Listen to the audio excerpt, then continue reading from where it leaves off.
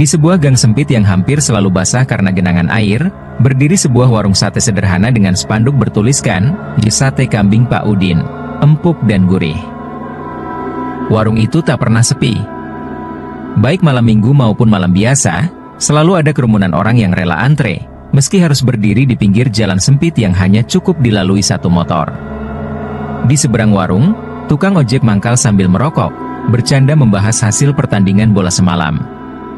Anak-anak kecil berlarian tanpa alas kaki, sesekali nyerempet pembeli yang membawa tusukan sate dalam plastik bening. Aroma daging yang terbakar di atas sarang bercampur dengan wangi bumbu kacang dan kecap, menyeruak di udara, membuat siapapun yang lewat sulit menahan godaan untuk mampir. Pak Udin, pria berusia 50-an dengan wajah ramah dan senyum tipis yang hampir selalu tergambar di wajahnya, berdiri di depan gerobaknya. Tangannya cekatan membolak-balik tusukan sate di atas bara api, sesekali meniup arang agar tetap menyala. Bicaranya lembut dan sopan, tapi ada sesuatu yang membuat orang merasa segan jika terlalu banyak bertanya tentang kehidupannya. "Pak Udin, sate 5 porsi ya, setengah matang, kayak biasa," diteriak Bang Anton, salah satu pelanggan tetap yang terkenal cerewet. Pria bertubuh gempal dengan suara lantang ini selalu punya komentar untuk setiap hal, dari rasa satenya hingga kualitas plastik pembungkusnya. "Siap, Bang. Tunggu sebentar ya," jawab Pak Udin sambil tetap fokus mengipas sate. Udin, dagangan laku terus ya? Kayak nggak pernah sepi." "Ada rahasia nih pasti," digoda Bang Anton sambil terkekeh. Pak Udin hanya tersenyum kecil tanpa menoleh. "Rezeki, Bang. Yang penting usaha terus." Tak jauh dari warung, ada seekor kambing hitam yang diikat di tiang kecil depan rumah Pak Udin. Kambing itu berbeda dari kambing lainnya. Bulunya hitam pekat, matanya tajam, dan ia jarang mengembik seperti kambing biasa.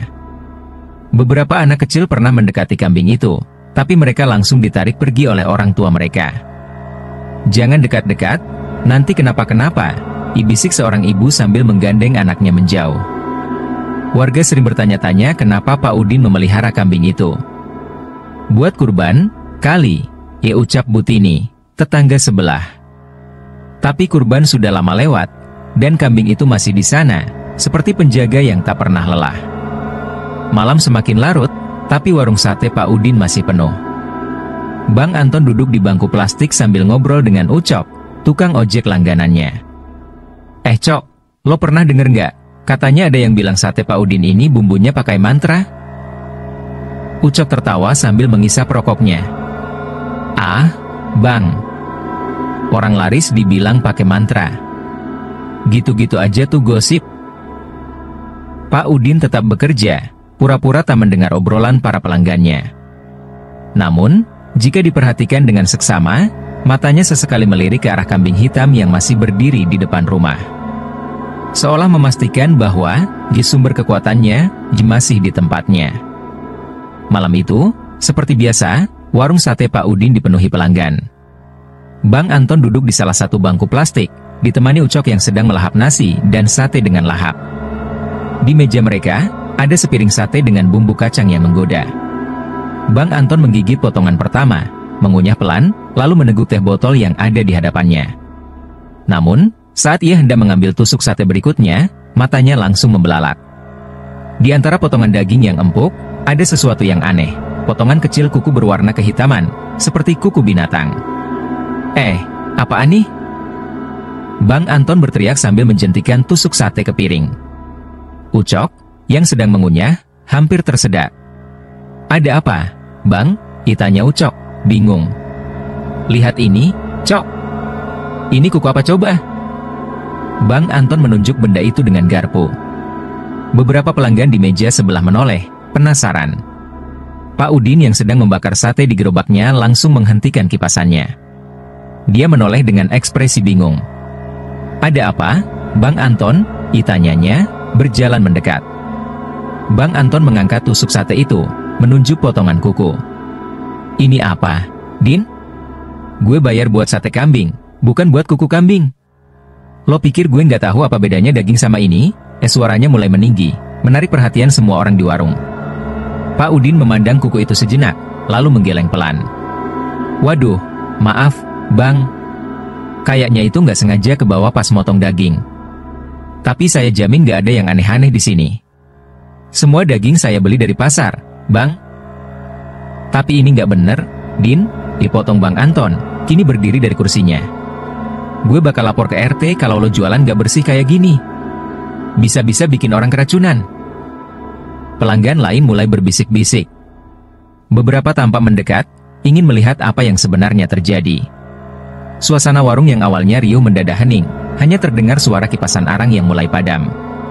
Pak Udin mengangkat kedua tangannya, berusaha menenangkan. Bang Anton, tenang dulu.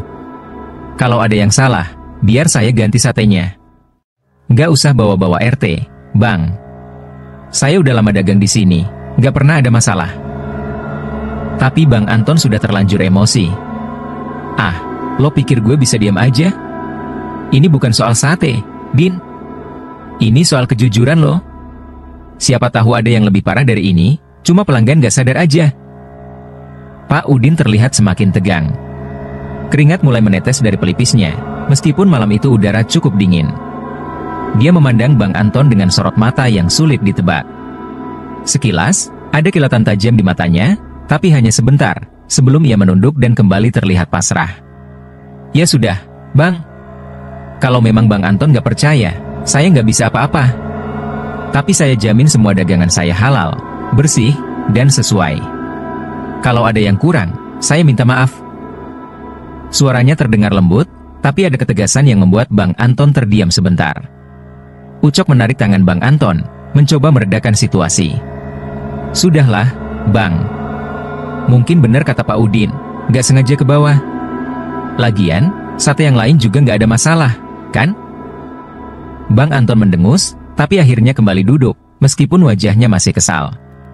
Pelanggan lain kembali ke meja masing-masing, tapi obrolan mereka kini dipenuhi bisikan tentang apa yang baru saja terjadi. Pak Udin kembali ke gerobaknya, tapi kali ini gerakannya lebih lambat. Sesekali, ia melirik ke arah Bang Anton, yang masih memandangi piringnya dengan dahi berkerut. Di sela-sela kekacauan kecil itu, kambing hitam di depan rumah Pak Udin mengembik pelan, seperti menertawakan sesuatu yang hanya ia tahu. Malam itu, rumah Bang Anton yang biasanya ramai dengan suara televisi dan canda tawa keluarganya mendadak terasa mencekam. Istrinya, Mbak Yanti, sudah tertidur lebih dulu di kamar. Sementara Bang Anton duduk di ruang tengah, menghabiskan sisa rokoknya sambil menonton pertandingan bola. Anak mereka, Rio, sudah lelap di kamar sebelah. Namun, tepat saat pertandingan memasuki babak kedua, suara aneh terdengar dari luar rumah. Suara mengembik, pelan tapi jelas, seperti kambing. Bang Anton menoleh ke jendela. Suara kambing? Tengah malam gini, gumamnya. Ia mematikan televisi, mencoba mendengarkan lebih seksama. Suara itu terdengar lagi, kali ini lebih dekat, seolah-olah kambing itu tepat berada di depan pintu rumahnya. Bang Anton berdiri, rasa penasaran bercampur kesal. Siapa sih yang lepasin kambing malam-malam gini? Ia berjalan ke pintu, membuka kunci, dan mengintip keluar. Halaman depan rumahnya kosong. Tidak ada kambing, tidak ada tanda-tanda hewan apapun. Suara itu pun tiba-tiba menghilang, menyisakan keheningan yang aneh. Bang Anton menggelengkan kepala. Ah, mungkin cuma halusinasi, dikatanya sambil kembali menutup pintu. Namun, baru saja ia berbalik, pintu yang tadi dikunci tiba-tiba berderit perlahan, terbuka sedikit. Bang Anton terpaku. Ia yakin tadi sudah menutup dan mengunci pintu itu rapat-rapat. Duh, pintu ini kenapa lagi? Gerutunya, mencoba menyembunyikan rasa takut yang mulai muncul. Ia menutup pintu sekali lagi, kali ini memastikan kuncinya terpasang dengan benar. Saat ia hendak kembali duduk, suara tangisan terdengar dari kamar Rio. Bang Anton buru-buru masuk ke kamar anaknya. Ia menemukan Rio gelisah di tempat tidur, tubuhnya basah oleh keringat. Panas banget badannya, ia ujar Bang Anton sambil menyentuh dahi anaknya. Mbak Yanti terbangun karena suara suaminya. Ia bergegas ke kamar Rio, wajahnya cemas. Kenapa, Mas? Rio kenapa? Demam, tiba-tiba panas tinggi, jawab Bang Anton. Ia mencoba mengompres Rio dengan handuk basah, tapi suhu tubuh anaknya tak kunjung turun. Mbak Yanti mulai menangis. Mas, ada yang gak beres ini. Sejak kejadian di warung tadi siang, semua jadi aneh. Aku nggak suka, Mas. Bang Anton menoleh dengan ekspresi kesal. Apaan sih, Yanti? Jangan mulai bawa-bawa hal aneh segala. Ini cuma kebetulan. Rio sakit, ya wajar. Anak kecil kan sering demam. Tapi kenapa tengah malam tadi aku juga dengar suara aneh, Mas? Kayak kambing. Aku pikir aku mimpi, tapi ternyata Mas juga dengar, kan? Mbak Yanti memandang suaminya dengan tatapan penuh ketakutan. Bang Anton menghela napas, berusaha tetap tenang. Sudahlah, gak usah lebay. Besok pagi kita bawa Rio ke dokter. Udah, tidur lagi sana. Mbak Yanti menggeleng. Mas, aku takut. Kayaknya ini ada hubungannya sama Pak Udin. Kita berhenti aja, Mas. Jangan cari-cari masalah lagi. Bang Anton menggerutu sambil berdiri. Berhenti? Justru ini makin bikin gue curiga sama dia. Gue nggak bisa diam aja kalau ada yang aneh.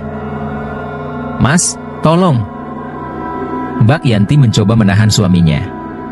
Kalau ini beneran pesugihan atau apa, kita nggak tahu bahayanya. Jangan coba-coba. Tapi Bang Anton sudah terlalu keras kepala. Justru karena gue nggak mau keluarga kita kena yang nggak, gue harus tahu apa rahasia dia. Gue yakin ini ada hubungannya sama kambing itu. Malam itu, Mbak Yanti hanya bisa menangis sambil menemani Rio yang semakin gelisah. Sementara Bang Anton duduk di ruang tengah, matanya menerawang dengan tatapan penuh tekad. Dalam hatinya, ia bersumpah akan mencari tahu apa sebenarnya yang terjadi dengan warung sate Pak Udin dan kambing hitam misterius itu, meski ia tahu risikonya bisa lebih besar dari yang ia bayangkan. Gang sempit di sekitar warung sate Pak Udin kini tak lagi ramai dengan obrolan ringan soal harga sembako atau kabar selebriti. Ada topik baru yang menghantui setiap sudut, rumor tentang pesugihan Pak Udin. Di salah satu warung kopi dekat pos ronda, para tetangga berkumpul sambil menyeruput kopi hitam dan mengunyah gorengan. Bu Tini, tetangga sebelah rumah Pak Udin, menjadi pusat perhatian. Dengan suara pelan tapi penuh semangat, ia berbagi cerita yang membuat bulu kuduk berdiri. Saya pernah lihat, loh, si Udin itu keluar tengah malam, ujar Bu Tini, memandang berkeliling untuk memastikan semua orang mendengarnya. Tengah malam ngapain, Bu? Tanya Pak Jaya, ketua RT yang kebetulan ikut nongkrong. Membawa panci besar, Pak RT, lanjut Bu Tini, nadanya semakin berbisik. Dia jalan ke kebun belakang rumahnya. Waktu itu saya nggak berani dekat-dekat. Tapi saya yakin banget pancinya itu isinya bukan makanan biasa. Para tetangga saling pandang, ekspresi mereka campuran antara takut dan penasaran. Kebun belakang rumahnya itu kan jarang dipakai. Apa mungkin ada yang dia tanam di situ? Ditanya seorang warga lain. Atau mungkin buat nyimpen sesuatu yang gak kelihatan, ditambah yang lain. Gini-gini, jangan langsung percaya dulu. Potong Pak RT, berusaha menetralisir suasana. Kita nggak ada bukti apa-apa. Kalau cuma cerita kayak gini, bisa bahaya kalau sampai salah tuduh. Tapi gosip sudah terlanjur menyebar. Nama Pak Udin disebut-sebut hampir di setiap rumah di gang sempit itu. Warga mengaitkan berbagai kejadian aneh yang mereka alami dengan warung satenya. Anak Bu Neneng sakit tanpa sebab setelah makan sate. Pak Mamat merasa tubuhnya lemas setiap kali melintas di depan rumah Pak Udin. Semua itu dianggap sebagai tanda-tanda yang tidak wajar. Situasi memuncak ketika Pak RT akhirnya memutuskan untuk memanggil Pak Udin ke balai warga untuk musyawarah. Malam itu, warga berkumpul di ruangan kecil yang dipenuhi kursi plastik. Pak Udin datang dengan wajah tenang, mengenakan baju koko putih dan peci hitam. Ia duduk di depan, berhadapan langsung dengan Pak RT dan beberapa warga yang dianggap sebagai tokoh masyarakat. Pak Udin, mulai Pak RT dengan nada hati-hati. Ya, ada beberapa warga yang merasa khawatir dengan beberapa kejadian belakangan ini. Katanya, ada yang merasa sakit, ada juga yang melihat hal-hal aneh di sekitar rumah Bapak. Saya harap kita bisa bicarakan ini dengan kepala dingin. Pak Udin tersenyum tipis. Saya paham, Pak RT. Tapi, terus terang, saya juga bingung. Saya dagang seperti biasa, nggak pernah macam-macam. Kalau ada yang sakit, ya mungkin kebetulan saja. Tapi kambing hitam di depan rumah Bapak itu gimana? Potong Bu Tini, tak bisa menahan diri. Kambing itu nggak pernah disembelih, nggak pernah dijual, tapi selalu ada. Warga jadi takut, Pak. Pak Udin menatap Bu Tini, masih dengan senyum yang sama. Oh, kambing itu? Itu memang kambing peliharaan saya. Bukan untuk dijual atau disembelih. Saya memang suka memelihara binatang, Bu. Tapi kenapa malam-malam Bapak keluar bawa panci besar ke kebun belakang? Tanya Bu Tini lagi, nadanya semakin tajam. Pak Udin menatap sejenak, lalu tertawa kecil. Waduh, Bu Tini ini suka mengarang cerita, ya? Panci besar itu buat rebusan bumbu sate, Bu. Saya sering ke kebun belakang karena ada tanaman rempah-rempah di sana. Kalau mau, saya ajak ke kebun saya, biar nggak salah paham lagi. Warga mulai saling berbisik, beberapa tampak ragu dengan tuduhan yang dilemparkan. Pak RT mengetuk meja untuk meminta perhatian. Sudah. Saya rasa kita nggak perlu langsung menuduh tanpa bukti. Pak Udin sudah memberi penjelasan, dan saya rasa cukup masuk akal. Tapi, Pak Udin, mohon pengertian juga. Warga jadi resah karena isu-isu ini. Pak Udin mengangguk. Tentu, Pak RT. Saya hanya berharap kita semua bisa saling percaya. Kalau ada yang kurang, silakan bilang ke saya langsung. Musyawarah berakhir dengan suasana yang masih canggung. Meski Pak Udin terlihat tenang, beberapa warga, termasuk Bu Tini, masih memendam rasa curiga. Dan saat malam semakin larut, suara kambing hitam kembali terdengar, membuat gang sempit itu tenggelam dalam kegelisahan. Malam itu, suasana gang sempit lebih sunyi dari biasanya. Lampu jalan yang redup hanya menyisakan bayangan gelap di sudut-sudut gang. Bang Anton dan Ucok berdiri di dekat pos ronda, memandang ke arah rumah Pak Udin yang terlihat tenang dari luar. Jadi gimana, Bang? Serius nih mau ngintai? Tanya Ucok dengan nada ragu. Tangannya sibuk memainkan rokok yang sudah hampir habis, tanda gugup. Bang Anton mengangguk mantap. Serius, Cok? Gue udah capek dengan semua keanehan ini. Kalau gue nggak cari tahu sekarang, kapan lagi? Orang-orang juga udah mulai mikir aneh-aneh tentang Pak Udin. Ini kesempatan kita. Ucok menggaruk kepala. Iya sih, Bang. Tapi kalau beneran ada yang nggak beres gimana? Gue nggak mau ketemu yang aneh-aneh. Makanya, lo ikut buat bantuin gue. Kalau ada apa-apa, lo jagain gue di belakang. Jawab Bang Anton, setengah bercanda. Setelah memastikan tidak ada orang yang melihat, mereka menyelinap ke samping rumah Pak Udin, melewati lorong sempit yang mengarah ke kandang kambing. Suara jangkrik dan angin malam menjadi satu-satunya pengiring langkah mereka. Dari balik tembok pendek, Bang Anton dan Ucok mengintip ke arah kandang.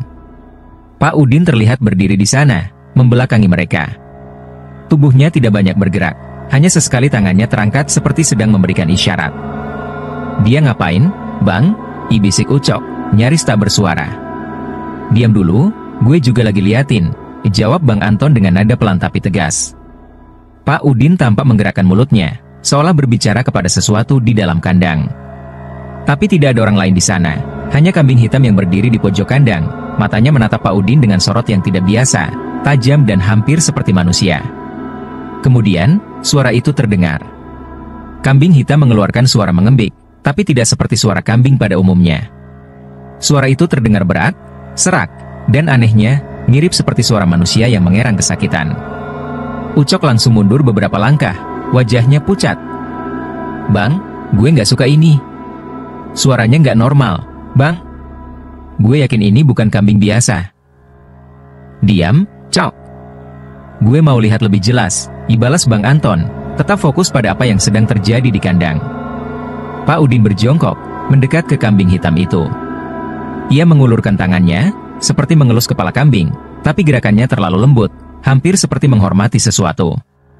Suaranya pelan, tidak jelas apa yang dia katakan, tapi Bang Anton menangkap beberapa kata yang membuat bulu kuduknya berdiri. Besok akan ada lagi, tenang saja. Bang, kita balik aja. Ini udah nggak beres, desa Ucok, yang kini berdiri beberapa meter dari tempat Bang Anton berjongkok. Lo kalau takut, balik duluan, Cok. Gue mau lihat sampai selesai, balas Bang Anton tanpa menoleh. Ucok memandangi Bang Anton dengan wajah penuh keraguan. Bang, serius? Gue nggak mau kalau tiba-tiba kita kena apa-apa. Lo juga punya anak, ingat itu. Bang Anton menoleh sebentar, tapi kemudian kembali mengintip. Gue nggak takut, Cok. Kalau beneran ada sesuatu, justru gue yang mau buka kedoknya. Kalau lo nggak mau bantu, ya udah. Ucok akhirnya memutuskan mundur. Ya udah, Bang. Tapi gue nggak ikut-ikutan kalau ada yang salah. Dengan langkah cepat, Ucok pergi meninggalkan tempat itu, meninggalkan Bang Anton sendirian. Bang Anton, yang kini sendirian, merasa dadanya berdebar lebih kencang. Tapi rasa penasaran mengalahkan rasa takutnya. Ia memandang ke arah Pak Udin, yang kini berdiri lagi, menatap kambing hitam dengan ekspresi datar. Pak Udin kemudian berbalik, matanya menatap langsung ke arah tempat Bang Anton bersembunyi. Bang Anton tersentak. Apakah Pak Udin melihatnya? Atau itu hanya kebetulan? Ia menahan napas, berusaha tetap diam. Tapi sorot mata Pak Udin seperti langsung menusuk ke arahnya, membuat bulu kuduknya meremang. Pak Udin tersenyum tipis, lalu perlahan berjalan kembali ke dalam rumah, meninggalkan kandang dan kambing hitam itu sendirian. Bang Anton tidak tahu apakah harus lega atau justru semakin khawatir. Tapi satu hal yang pasti, ia merasa ada sesuatu yang jauh lebih besar dan lebih mengerikan daripada yang ia bayangkan sebelumnya. Bang Anton tidak bisa mengabaikan apa yang dilihatnya tadi malam. Malam ini, rasa penasarannya memuncak, dan ia bertekad mencari tahu lebih dalam. Setelah mengawasi dari jauh, ia melihat Pak Udin keluar dari rumahnya, membawa panci besar di tangannya. Ini dia, igumam Bang Anton pada dirinya sendiri. Ia segera mengikuti Pak Udin dengan hati-hati, menjaga jarak agar tidak ketahuan. Pak Udin berjalan menyusuri lorong kecil menuju kebun belakang rumahnya. Suasana malam begitu sepi, hanya suara jangkrik yang menemani langkah Bang Anton. Sesampainya di kebun, Pak Udin berhenti di sebuah tempat terbuka yang dikelilingi pepohonan rimbun. Di bawah sinar bulan, Bang Anton bisa melihat dengan jelas apa yang terjadi. Pak Udin meletakkan panci besar di tanah. Dari dalam panci, ia mengeluarkan ayam hitam hidup yang meronta-ronta. Dengan gerakan tenang, ia meletakkan ayam itu di atas batu datar yang tampak sudah sering digunakan. Bang Anton menahan napas saat mendengar Pak Udin mulai melafalkan doa-doa dalam bahasa yang tidak ia mengerti. Nada suara Pak Udin rendah, hampir seperti berbisik, tapi terdengar intens dan penuh tekanan. Sekali-sekali, ia menyebut kata-kata seperti, "Ji pengorbanan, Ji dan Ji berkat." Kemudian, Pak Udin mengambil pisau tajam dari dalam kantong bajunya. Dengan gerakan cepat, ia menyembelih ayam hitam itu. Darah segar mengalir ke dalam panci besar yang telah ia siapkan. Pak Udin tidak berhenti melafalkan doa-doanya, bahkan saat darah ayam itu mengucur deras. Bang Anton menelan ludah. Pemandangan itu membuat jantungnya berdebar kencang, tapi ia tidak berani bergerak. Namun, tubuhnya seolah membeku saat ia mendengar suara lain. Suara itu tidak berasal dari Pak Udin atau ayam yang baru saja disembelih. Itu adalah suara erangan, seperti seseorang yang kesakitan, yang datang entah dari mana.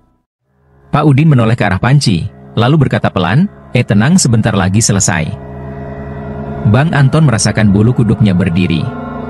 Ia ingin kabur saat itu juga, tapi rasa ingin tahu menahannya di tempat. Ia memutuskan untuk bergeser sedikit agar bisa melihat lebih jelas. Sialnya, ranting kering di bawah kakinya patah, menimbulkan suara kecil yang cukup memecah keheningan malam. Pak Udin menghentikan ritualnya, tubuhnya membeku sejenak. Kemudian, dengan gerakan perlahan, ia berbalik ke arah sumber suara. Bang Anton terkejut saat melihat wajah Pak Udin yang penuh darah ayam, menatap lurus ke arahnya. Mata Pak Udin menyipit, seolah berusaha memastikan siapa yang mengintainya di kegelapan. Panik, Bang Anton berbalik dan mulai berlari. Tapi kegelapan malam dan permukaan tanah yang tidak rata menjadi musuhnya. Baru beberapa langkah, kakinya tersandung akar pohon besar. Ia terjatuh keras, dan rasa sakit menusuk kakinya. "Ah sial, kaki gue!" Bang Anton merintih, mencoba bangkit, tapi kakinya terkilir dan tidak bisa menahan berat tubuhnya. Ia mencoba merangkak menjauh, tapi langkah kaki Pak Udin terdengar semakin dekat. Pak Udin mendekat dengan perlahan, membawa panci besar yang kini berisi darah ayam. "Siapa di sana?" ditanyanya dengan suara berat yang membuat bulu kuduk Bang Anton semakin meremang. Bang Anton tidak menjawab, hanya berusaha menahan napas. Ia berharap kegelapan malam bisa menyembunyikannya, tapi suara langkah Pak Udin semakin mendekat. Namun, sebelum Pak Udin sampai di tempatnya, terdengar suara gonggongan anjing dari arah lain. Pak Udin berhenti sejenak, menoleh ke arah suara itu, lalu bergegas kembali ke kebun, seolah khawatir seseorang akan melihatnya. Bang Anton memanfaatkan momen itu untuk menyeret tubuhnya menjauh, menahan rasa sakit di kakinya. Meski dengan susah payah, ia berhasil kembali ke jalan gang. Nafasnya terengah-engah, tubuhnya berkeringat dingin. Malam itu, Bang Anton bersumpah tidak akan pernah melupakan apa yang dilihatnya. Tapi ia tahu, apa yang baru saja ia saksikan hanyalah permukaan dari rahasia besar yang disimpan oleh Pak Udin. Bang Anton terbangun dengan napas memburu. Keringat dingin mengucur dari dahinya, membasahi bantal yang ia tiduri. Ia baru saja bermimpi buruk lagi, mimpi yang sama selama 3 malam berturut-turut. Dalam mimpinya, ia berada di tengah ladang kosong, dikepung kabut tebal. Seekor kambing hitam dengan mata merah menyala berdiri di depannya, menatapnya dengan tajam. Saat ia mencoba menjauh, bayangan besar muncul dari kabut, menyerupai sosok manusia bertubuh raksasa dengan suara berat yang berbisik di telinganya. "Jika kau sudah terlalu jauh, waktumu sudah dekat." Bang Anton selalu terbangun tepat sebelum bayangan itu menjangkaunya. Istrinya, Mbak Yanti, yang tidur di sebelahnya, tersentak bangun mendengar suaminya terengah-engah. "Kenapa, Mas? Mimpi lagi?" ditanyanya khawatir. Bang Anton mengangguk, menenangkan diri. "Iya, mimpi jelek lagi, Yanti." "Biasa aja. Lo tidur lagi." Tapi Mbak Yanti tidak mau tinggal diam. "Mas, ini udah 3 malam berturut-turut. Ada yang gak beres. Apa jangan-jangan ini gara-gara lo ngikutin Pak Udin waktu itu?" Bang Anton menggeleng, meski di dalam hati ia mulai merasa bahwa apa yang dikatakan istrinya mungkin benar. "Gak ada apa-apa, Yanti. Gue cuma capek, itu aja." Namun, keanehan tidak berhenti di mimpi buruk. Pagi itu, saat Mbak Yanti sedang mencuci baju di ember, ia menemukan bercak darah di salah satu baju Bang Anton. "Mas, ini darah siapa? Kok ada di baju lo?" ditanyanya, memegang baju itu dengan wajah bingung. Bang Anton yang sedang duduk di ruang tamu tertegun. Ia berjalan mendekati istrinya dan memeriksa baju itu. Memang ada bercak darah di sana, tapi ia yakin tidak pernah terluka. "Mana gue tahu. Mungkin kena darah waktu gue jatuh di kebun waktu itu," katanya, meski suaranya terdengar ragu. "Tapi luka lo nggak ada yang berdarah, Mas. Ini darah segar, kayak baru kena tadi malam," kata Mbak Yanti sambil menatap suaminya dengan curiga. Bang Anton hanya mengangkat bahu. "Udahlah, nggak usah dibesar-besarin." Tapi dalam hatinya, ia merasa semakin tidak tenang. Keanehan lain mulai terjadi. Tubuh Bang Anton terasa semakin lemah. Ia sering merasa pusing, dan kadang sulit berdiri terlalu lama. Padahal, sebelumnya ia dikenal sebagai pria yang sehat dan kuat. Tidak hanya itu, warga di sekitar gang juga mulai menjauhi keluarganya. Bang Anton menyadari, setiap kali ia melewati tukang ojek atau ibu-ibu yang sedang mengobrol, pembicaraan mereka langsung terhenti. Tatapan mereka yang sebelumnya ramah kini berubah menjadi dingin dan penuh curiga. Suatu sore, saat Mbak Yanti sedang membeli sayur di warung, seorang ibu-ibu berbisik kepadanya. "Yanti, hati-hati ya sama suami lo. Orang-orang bilang dia udah kena bala dari Pak Udin." Mbak Yanti langsung menegur. "Bu, jangan sembarangan ngomong. Mas Anton gak ada urusan sama hal-hal begituan. Terserah lo mau percaya apa enggak. Tapi hati-hati aja," dibalas ibu itu sambil berlalu. Mbak Yanti pulang dengan hati panas. Sesampainya di rumah, ia langsung menegur Bang Anton. "Mas, lo tahu nggak kalau orang-orang di gang udah ngomongin kita? Mereka bilang kita kena bala gara-gara lo ribut sama Pak Udin." Bang Anton hanya diam, tidak tahu harus menjawab apa. Dalam hatinya, ia mulai merasa ketakutan. Ia tahu ada sesuatu yang salah, tapi ia tidak tahu bagaimana cara menghentikannya. Malam itu, saat berusaha tidur, suara aneh mulai terdengar di dalam rumah. Seperti langkah kaki berat yang bergerak di atas lantai kayu. Bang Anton dan Mbak Yanti saling memandang, tapi tidak ada yang berani bicara. "Mas, lo denger nggak?" bisik Mbak Yanti dengan suara gemetar. Bang Anton mengangguk. "Iya, tenang aja. Gue cek keluar." Dengan kaki gemetar, Bang Anton berjalan ke ruang tamu. Tapi saat ia menyalakan lampu, tidak ada apa-apa di sana. Rumah mereka kembali sunyi, hanya suara jangkrik dari luar yang terdengar. Namun, malam itu tidak berlalu dengan tenang. Bang Anton kembali bermimpi buruk, kali ini lebih menyeramkan. Ia melihat bayangan besar itu semakin dekat, berbisik lebih keras, "Kau tak bisa lari." Bang Anton terbangun dengan tubuh basah oleh keringat, sementara Mbak Yanti memandangi suaminya dengan tatapan khawatir. Ia tahu, ini belum berakhir. Sesuatu sedang mendekati mereka, dan waktu terasa semakin sedikit. Malam itu, Mbak Yanti duduk termenung di ruang tamu sambil memandangi suaminya yang terbaring lemas di kursi. Rasa khawatir semakin menguasai dirinya. Bang Anton tidak pernah terlihat seperti ini sebelumnya. Tubuhnya semakin lemah, dan mimpi buruk yang menghantui tidak berhenti. Keanehan-keanehan di sekitar rumah semakin mencemaskan. "Mas, kita harus lakukan sesuatu. Gue nggak bisa biarin lo terus begini," kata Mbak Yanti dengan suara lembut, mencoba menenangkan suaminya. Bang Anton hanya mengangguk lemah. Ia merasa hampir tak berdaya, tapi dalam hatinya ada dorongan kuat untuk mengungkapkan kebenaran tentang Pak Udin. Mbak Yanti menatap suaminya dengan cemas. Ia lalu mengeluarkan ponsel dan menghubungi seseorang yang sudah lama ia kenal, seorang dukun yang dipercaya oleh beberapa warga di gang mereka. Tak lama kemudian, seorang pria tua bernama Kirudi datang ke rumah mereka. Kirudi membawa tas kecil berisi benda-benda aneh yang sering digunakan dalam praktik spiritual. Wajahnya yang keriput dan pakaian serba hitam memberi kesan misterius. "Saya datang sesuai permintaan, Mbak Yanti," katanya dengan suara berat, penuh wibawa. Ia melangkah masuk tanpa banyak bicara, lalu memulai ritualnya. Kirudi mulai berkeliling di dalam rumah, memegang sebatang dupa dan membakar beberapa helai daun yang dimasukkan ke dalam panci. Asapnya mengepul perlahan, mengisi ruangan. Bang Anton yang sedang duduk di kursi, hanya menatap dengan ragu. "Pak, apa yang sebenarnya terjadi?" tanya Mbak Yanti dengan nada khawatir. Kirudi berhenti sejenak dan menatap kedua suami istri itu. "Ada energi gelap yang mengikuti keluarga kalian," jawabnya dengan suara rendah. "Ini bukan sekadar hal biasa. Energi ini berhubungan dengan orang yang tinggal di sekitar sini." Bang Anton langsung menajamkan pendengaran, meskipun hatinya penuh tanya. "Maksudnya?" Kirudi menghela napas panjang. "Ada seseorang yang mengirimkan energi ini. Sebuah kutukan atau pesugihan. Rumah kalian tak hanya diterpa oleh kekuatan negatif, tapi juga diselimuti oleh bayang-bayang yang berasal dari orang terdekat." Bang Anton merasa dadanya semakin sesak. "Pak Udin," gumamnya pelan.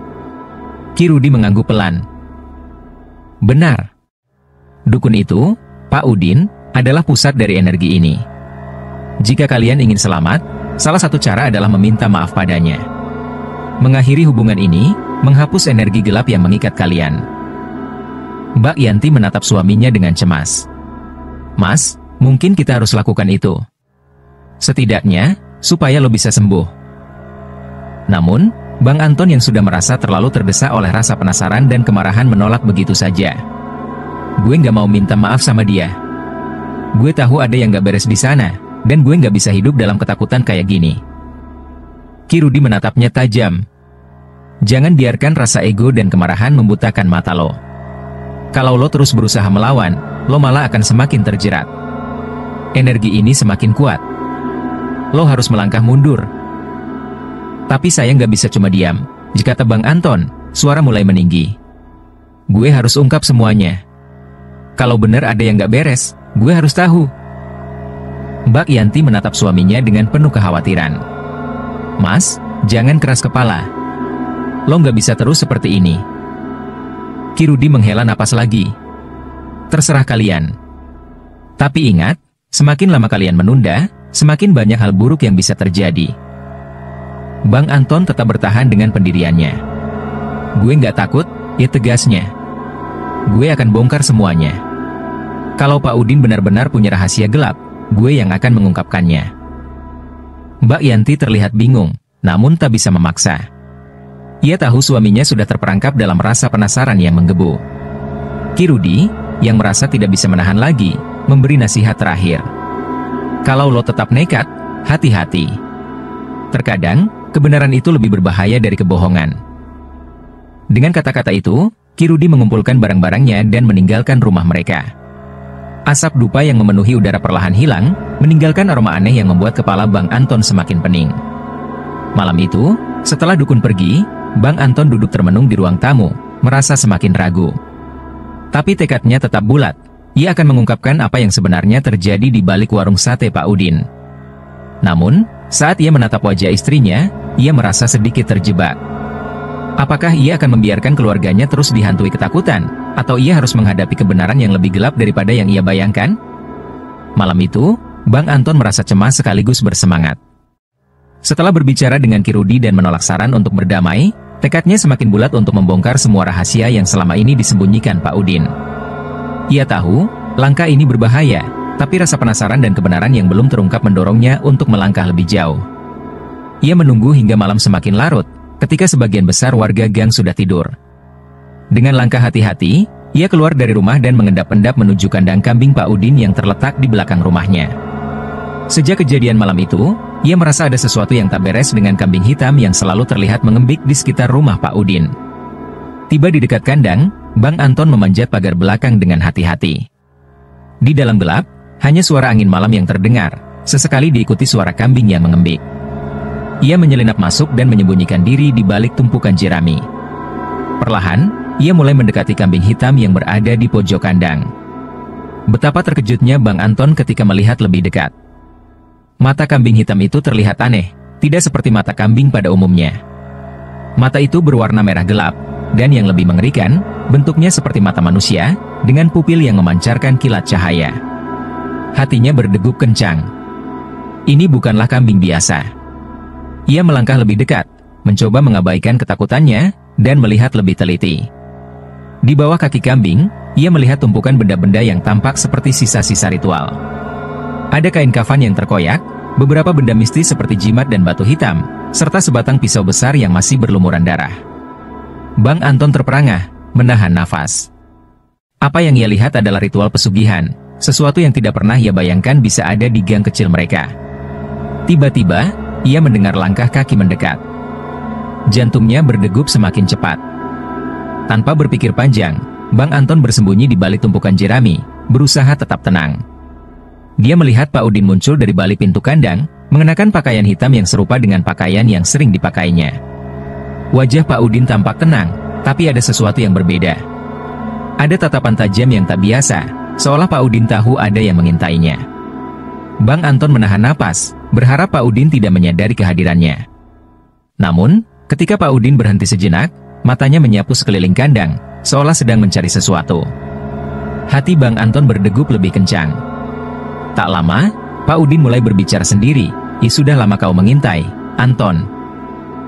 Bang Anton terkejut. Suara itu bukan hanya tenang, tapi juga penuh ancaman. Ia tahu, Pak Udin telah mengetahui keberadaannya. Dengan cepat, ia berbalik untuk melarikan diri, tapi kaki kirinya terjerembab ke dalam lumpur yang ada di tanah kandang. Ia jatuh, dan dalam sekejap, Pak Udin sudah berdiri di depannya, matanya yang merah menatap tajam ke arah Bang Anton. "Jangan coba lari, Anton," dikata Pak Udin dengan suara serak dan rendah. "Kau sudah masuk terlalu dalam. Apa yang kau cari, akan kutunjukkan." Bang Anton terdiam, merasa tubuhnya terkunci oleh tatapan Pak Udin. Ia mencoba untuk berdiri, tapi tubuhnya terasa lemah dan gemetar. Pak Udin mendekat, membungkuk sedikit, dan dengan senyum tipis ia berkata, "Kau tak akan keluar hidup-hidup jika terus mengganggu urusanku. Ini lebih dari sekedar warung sate. Ini adalah kehidupan yang sudah kuterima, dan sekarang saatnya kau ikut dalam permainan ini." Bang Anton merasa seluruh tubuhnya diselimuti rasa dingin. Pak Udin yang tampak seperti manusia biasa, kini berubah menjadi sosok yang sangat mengerikan di matanya. Ia merasakan aura kekuatan yang gelap, tak terbayangkan sebelumnya. Dengan sedikit tenaga yang tersisa, Bang Anton berusaha bangkit, memandang Pak Udin dengan tatapan penuh kebingungan dan ketakutan. "Apa maksudmu?" ditanya Bang Anton dengan suara parau. Pak Udin tertawa pelan, seolah menikmati ketakutan yang dirasakan Bang Anton. "Semua yang kau lihat ini, semua yang terjadi, adalah bagian dari perjanjianku dengan kekuatan lain. Sate kambing yang kau makan, itu bukan hanya sekedar daging. Itu adalah bagian dari hidupku, bagian dari apa yang harus kuperoleh untuk menjaga semuanya tetap berjalan. Dan kau, Anton, akan jadi bagian dari itu."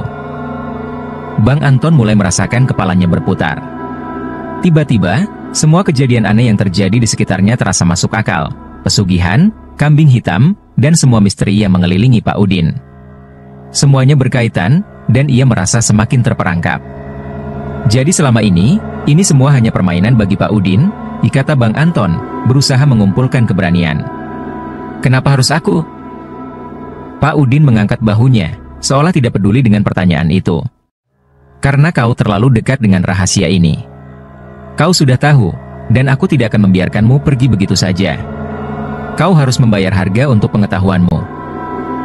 Saat itu, Bang Anton tahu bahwa hidupnya tidak akan pernah sama lagi.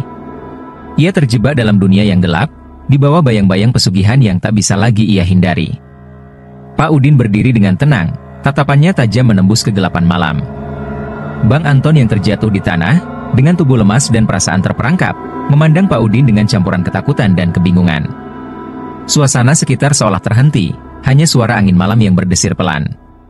Namun, hati Bang Anton terasa semakin berat, seakan ada sesuatu yang tak bisa dia hindari. Pak Udin mendekatkan wajahnya yang dingin dan serius, memperhatikan dengan seksama ketegangan di wajah Bang Anton. Kau masih belum mengerti, Anton, ikatannya dengan suara rendah, hampir seperti bisikan. Pesugihan ini bukanlah pilihan yang kumau. Semua ini terjadi karena aku terpaksa. Bang Anton mengangkat kepalanya dengan susah payah. Terpaksa? Jadi kau melakukan semua ini demi uang? Tanyanya, meskipun suara itu terdengar lebih lemah dari biasanya. Pak Udin mengangguk pelan, matanya terlihat kosong, seolah membawa beban berat yang tak bisa ia lepaskan. Aku punya hutang besar, Anton. Hutang yang harus dilunasi. Aku harus memberi makan keluargaku, menjaga mereka tetap hidup. Kalau tidak, kami akan dihancurkan. Itu sebabnya aku melakukan ini. Bang Anton diam sejenak, mencerna kata-kata Pak Udin. Di benaknya, semua yang dia lihat selama ini mulai terungkap. Kambing hitam, ritual pesugihan, dan daging sate yang selama ini dimakannya ternyata bagian dari permainan kegelapan yang lebih besar dari sekadar perut yang lapar. Namun, meskipun ia merasa kasihan, rasa marah dan kecewa lebih dominan dalam dirinya. Pak Udin menatapnya tajam. Aku tahu, ini salah. Tapi aku tak punya pilihan. Kau ingin hidup normal, tanpa gangguan, tanpa rasa takut? Aku bisa beri itu padamu. Jika kau tutup mulut tentang apa yang kau lihat malam ini, aku akan memastikan hidupmu berjalan lancar. Keluargamu tak akan terusik.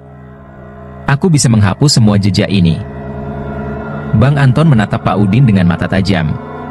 Kau kira aku bisa diam begitu saja? Setelah semua yang aku lihat, kalian semua sudah memanipulasi orang-orang di sini. Aku tidak bisa diam. Suara Bang Anton bergetar, namun penuh tekad. Aku akan bongkar ini semua. Orang-orang harus tahu kebenarannya. Pak Udin terdiam sejenak. Wajahnya mengeras, dan udara sekitar mereka tiba-tiba terasa semakin berat. Kau membuat pilihan yang buruk, Anton, katanya pelan, hampir tak terdengar. Kalau begitu, terimalah akibatnya. Tiba-tiba, suasana malam yang semula tenang berubah mencekam.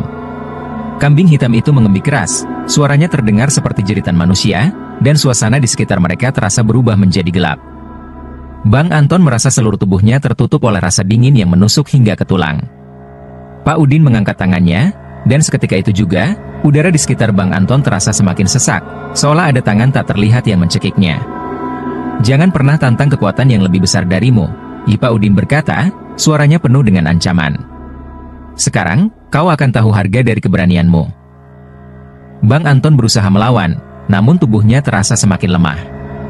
Semua yang ada di sekitarnya tampak berputar. Sebelum ia sempat bergerak lebih jauh, semuanya menjadi gelap.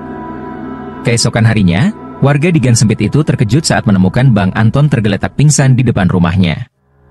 Tubuhnya terbaring di tanah, dan wajahnya penuh dengan luka-luka aneh, seolah dicakar oleh binatang buas.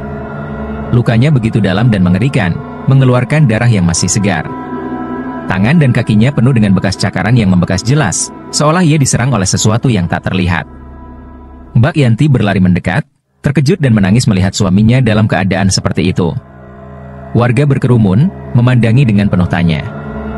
Bang Anton! Bang Anton! Diteriak Mbak Yanti, mencoba mengguncang tubuh suaminya, namun tak ada reaksi. Beberapa orang berusaha menolong, membawa Bang Anton masuk ke dalam rumah. Warga yang penasaran mulai membicarakan kejadian tersebut, menghubungkannya dengan berbagai rumor yang beredar. Namun, tak ada satupun yang bisa menjelaskan apa yang sebenarnya terjadi. Pak Udin, yang mendengar keributan itu, hanya menatap dari kejauhan dengan ekspresi yang datar, tak menunjukkan penyesalan atau rasa takut. Wajahnya tetap tenang, seolah kejadian ini sudah menjadi bagian dari jalan hidupnya yang gelap. Sementara itu, Mbak Yanti, yang tak tahu harus berbuat apa, duduk terisak di samping suaminya. "Apa yang terjadi, Mas? Kenapa ini bisa terjadi?" Tangisannya begitu pilu, tak bisa menahan kesedihannya. Tak ada jawaban dari Bang Anton. Matanya tertutup rapat, dan tubuhnya semakin lemah. Semua yang ia lihat, yang ia coba ungkapkan, ternyata berakhir dengan harga yang harus ia bayar, kehilangan nyawa dan tubuh yang hancur oleh kekuatan yang lebih besar dari dirinya. Hari itu, gang sempit di Bekasi yang biasanya ramai, kini dipenuhi dengan bisik-bisik dan keheningan yang mengerikan. Mereka yang pernah membeli sate Pak Udin mulai meragukan apa yang sebenarnya terjadi di balik warung sate terlaris itu. Namun, sudah terlambat bagi Bang Anton untuk memberitahu mereka tentang kebenaran yang telah ia temukan. Hari-hari berlalu, dan kehidupan di gang sempit itu perlahan berubah. Warung sate Pak Udin, yang dulu selalu ramai oleh pelanggan, kini mulai sepi. Warga yang dulunya sering mampir untuk menikmati sate kambing, mulai menjauh, beralasan tidak ingin terlibat dalam gosip yang beredar tentang warung itu. Kabarnya, setelah kejadian malam itu, banyak yang merasa tidak nyaman dan mulai meragukan keaslian daging sate yang mereka makan. Pak Udin yang dulu tampak percaya diri, kini terlihat semakin tertekan. Wajahnya semakin kurus, matanya tampak kosong, dan ia sering terlihat termenung, seolah ada sesuatu yang hilang dari dirinya. Dagangannya yang dulu laris manis, kini hanya disesaki beberapa pelanggan yang enggan berbicara, sementara yang lain memilih untuk tidak datang sama sekali. Dalam suasana yang sepi, hanya suara kambing yang terdengar dari kandang belakang rumah Pak Udin, meski tidak lagi ada kemeriahan yang biasanya menyertai warung itu. Pagi itu, berita yang mengejutkan datang. Kambing hitam yang selama ini menjadi pusat perhatian, ditemukan mati secara misterius di kandang belakang. Tubuhnya tergeletak kaku di tanah, dengan mata terbuka lebar, seakan menatap langit yang kelam. Tidak ada luka yang jelas, tapi sesuatu dalam pandangannya menunjukkan bahwa ia telah diserang oleh kekuatan yang jauh lebih besar dari alam biasa. Warga yang melihat kejadian itu mulai menghubungkannya dengan berakhirnya keberuntungan Pak Udin. Beberapa orang mulai menduga bahwa kematian kambing hitam itu adalah tanda berakhirnya pesugihan yang telah dijalani Pak Udin selama ini. Mereka berbisik, mungkin ini adalah karma dari apa yang telah dilakukan Pak Udin. Sebuah peringatan bahwa tidak ada yang bisa menghindari harga yang harus dibayar untuk keserakahan dan keinginan yang terlalu besar. Pak Udin, yang seharusnya merasa khawatir, malah terlihat kebingungan. Tubuhnya semakin lemah, dan matanya seperti kehilangan semangat. Keberuntungan yang ia raih selama ini, yang seolah tak ada habisnya, kini berubah menjadi kutukan. Dengan bangkrutnya warung sate dan hilangnya kambing hitam yang menjadi pusat ritualnya, Pak Udin merasa terjebak dalam kebingungannya sendiri. Ia tahu, pesugihan yang dijalaninya telah memakan korban, dan kini giliran dirinya yang harus menanggung akibatnya. Sementara itu, Bang Anton, yang akhirnya sadar setelah seminggu pingsan, memutuskan untuk pindah rumah. Setelah kejadian mengerikan itu, keluarganya merasa tidak aman lagi tinggal di sana. Meski luka-lukanya mulai sembuh, ingatan tentang malam itu, tentang Pak Udin, kambing hitam, dan ritual gelap yang dia saksikan, masih menghantui pikirannya. Bahkan setelah mereka pindah, perasaan aneh terus menyelimuti mereka. Anak-anak Bang Anton sering terbangun malam hari, menangis ketakutan tanpa alasan yang jelas. Suara-suara aneh, seperti kambing mengembik atau pintu yang berderit sendiri, masih terdengar di rumah baru mereka. Mbak Yanti, yang mencoba untuk menenangkan suaminya, sering merasakan adanya sesuatu yang tak kasat mata, seolah ada mata yang selalu mengawasi mereka. Pada suatu malam, saat mereka duduk bersama di ruang tamu, Bang Anton melihat sesuatu yang mengejutkan. Di luar jendela, di antara bayangan pohon-pohon besar, ia melihat sosok Pak Udin berdiri di depan rumah mereka. Wajah Pak Udin tampak pucat dan kosong, seolah tidak hidup. Bang Anton cepat-cepat menutup tirai dan berlari ke kamar tidur. Namun, perasaan gelisah tidak juga hilang. Suara kambing yang mengembik samar terdengar di tengah malam, dan ia tahu bahwa meskipun mereka sudah jauh dari Pak Udin, bayangan gelap itu masih mengikutinya. Keesokan harinya, Bang Anton mencoba berbicara dengan Mbak Yanti. "Yanti, kita tak bisa lari dari ini. Ada sesuatu yang mengikuti kita. Aku merasa ini belum selesai," katanya dengan wajah yang penuh kecemasan. Mbak Yanti menggenggam tangan suaminya. "Ya aku tahu, Mas. Aku juga merasa ada yang tidak beres. Tapi kita harus kuat, kita harus tetap hidup, meski kita tak tahu apakah kita bisa benar-benar melupakan semua yang terjadi." Namun, meskipun mereka berusaha untuk terus melangkah, keluarga Bang Anton tahu bahwa kehidupan mereka tidak akan pernah kembali seperti semula. Mereka telah terjebak dalam sesuatu yang lebih besar dari mereka, sesuatu yang akan terus membayangi, tak peduli sejauh apapun mereka mencoba melarikan diri. Pak Udin, di sisi lain, semakin tenggelam dalam kegelapan. Hari-harinya dipenuhi oleh keheningan, seolah dunia telah meninggalkannya. Warga semakin menjauh, dan tidak ada lagi yang datang untuk membeli sate. Satu-satunya yang tetap ada, adalah kambing hitam yang kini tidak lagi hidup. Keberuntungan yang dulu ia rasakan kini berubah menjadi kutukan yang tak terhindarkan. Warung sate Pak Udin akhirnya ditutup. Papan nama yang dulunya mencolok dan mengundang rasa penasaran pembeli kini telah dicopot, digantikan oleh papan kayu tua yang sudah lapuk.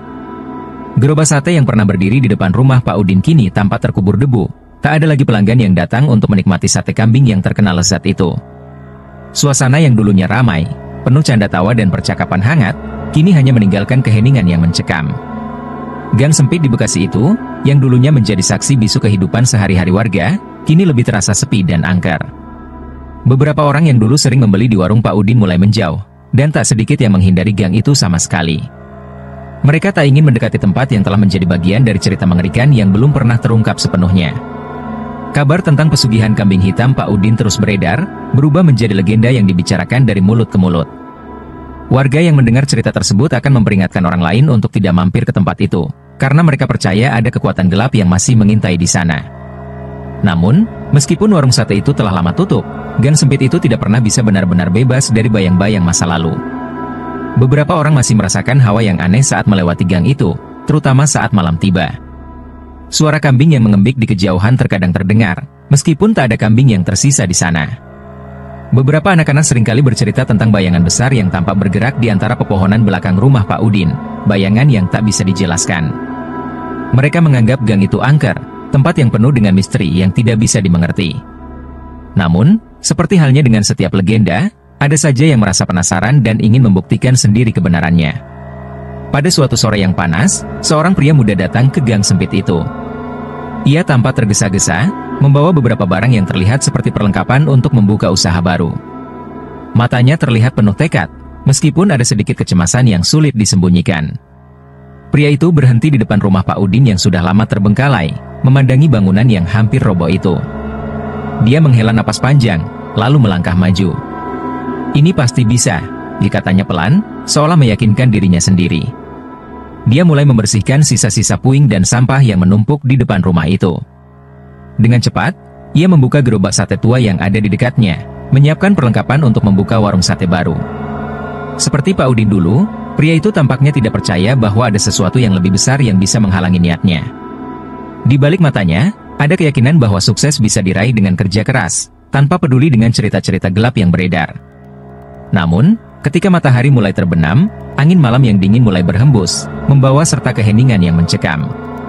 Suasana di sekitar warung itu terasa tidak wajar, seolah-olah seluruh gang itu menahan napas. Pria itu, yang tengah sibuk dengan persiapan, tiba-tiba merasakan ada yang aneh. Di kejauhan, terdengar suara kambing mengembik. Namun, tidak ada kambing yang terlihat di sekitar itu. Malam semakin larut, dan pria itu melanjutkan pekerjaannya. Tiba-tiba, ia berhenti. Suara langkah kaki terdengar mendekat, namun tak ada seorang pun di sana. Ketika ia menoleh, ia merasa seolah ada sesuatu yang mengawasinya, sesuatu yang tidak kasat mata.